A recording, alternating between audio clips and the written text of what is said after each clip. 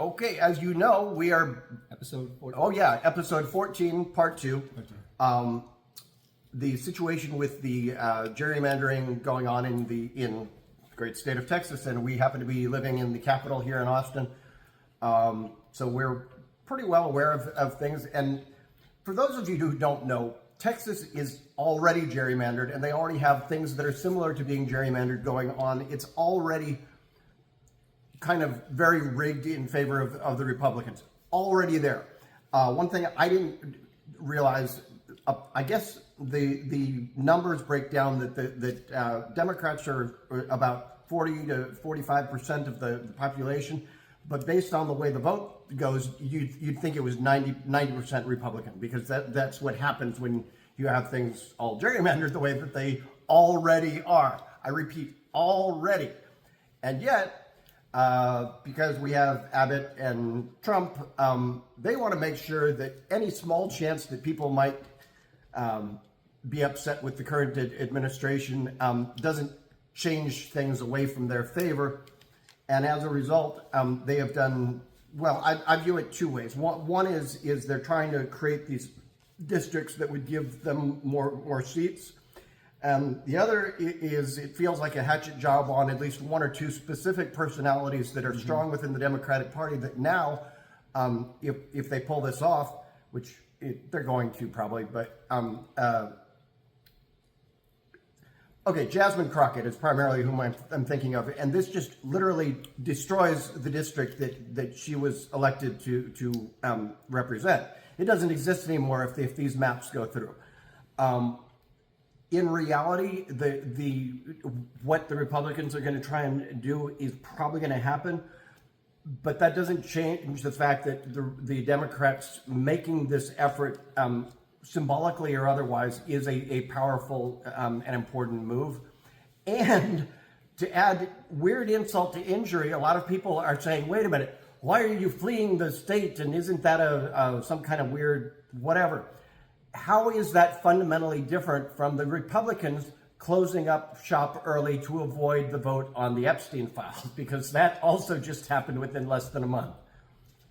Well, that's hypocrisy. Well, that's my point. Yeah. But here we go again, and I think you kind of mentioned this. And as far as Texas is concerned, the number of Democrats are obviously not represented fairly at the state level and at the federal level as well.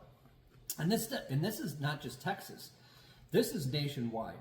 And this goes back to our discussion we had before about, we talked about the Electoral College and all these other different ways that conservatives have rigged the game so that they have far, far, far way more representation than they actually have.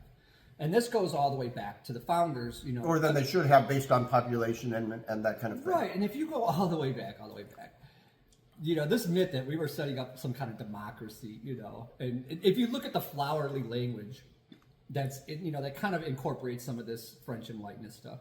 And I think there were a few who kind of believed it. The rest of them, this was just all language that they could use to dupe other people and these other, to fight for them. They set up a new feudal system, and they were the new feudal lords, and they could vote. They had democracy. Nobody else did. Nobody else. Women didn't have democracy. Black people didn't have democracy. Foreigners didn't have democracy. They didn't get represented from the cities equally. Even if you were European and could vote, you were basically, indentured servants in the 1800s, or slave labor. You worked in factories basically as a slave, 16 hours a day, chained to a machine sometimes. So, or in coal mines and stuff.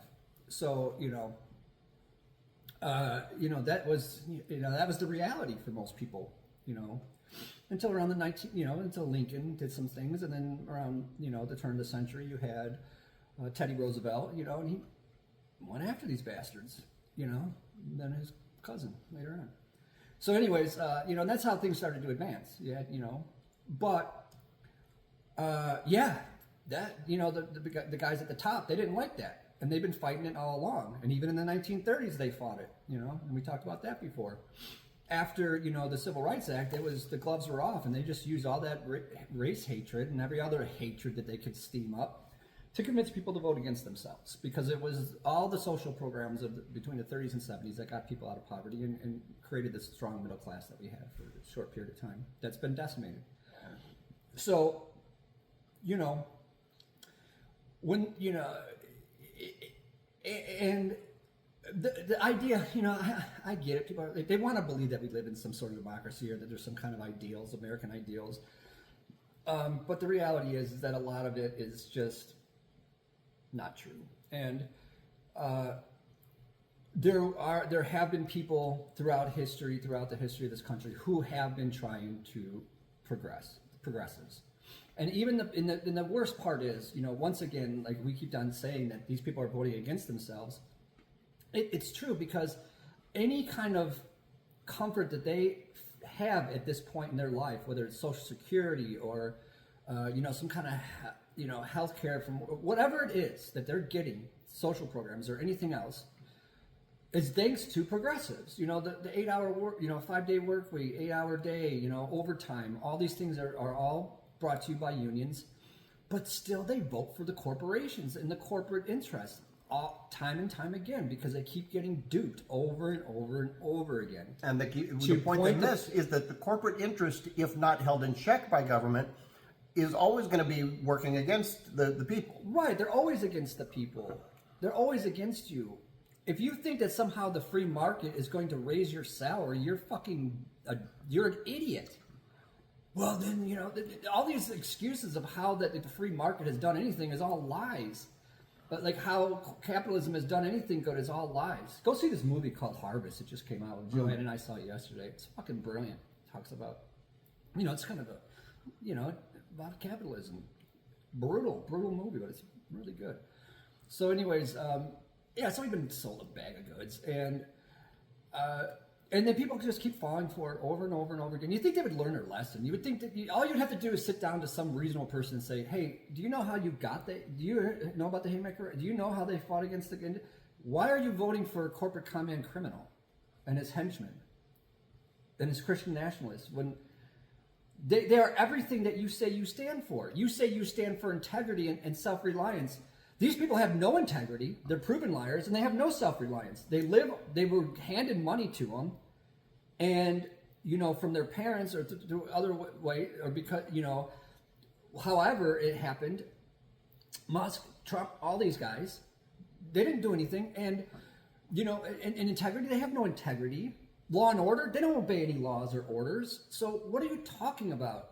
You're, once again, hypocrisy. You're so full of shit. You say you're for all these things, but you're none of them. Well, it's interesting you bring up Musk, because what people either don't know or keep forgetting is, yeah, he's worth this, you know, essentially richest man in the world, but it's not even his companies.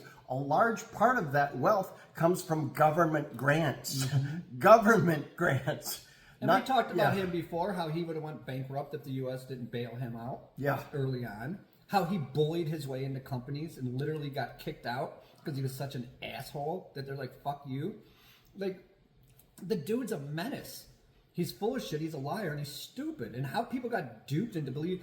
You know, I went in and I looked up, give me some evidence that he has a 150 IQ. You go ahead and Google, you know, Musk IQ, 150. People estimate at 150. And I'm like, how? Where? Show me. Like, I even asked, you know, Gemini, I asked all the different AIs. Nobody can come up with a shred of evidence of this guy's fucking IQ. This guy's a moron. Well, because you just listen to him talk and it doesn't even make any sense. He's an idiot. How he got fucking, like, I don't know, man. Well, the problem is... That's how these myths start. The myths of America, the myths of the American, you know, the founder's myth. If you have no ethics and you get up to a certain level of power or money, then you can just keep rigging the system. And that's what they do. Mm-hmm.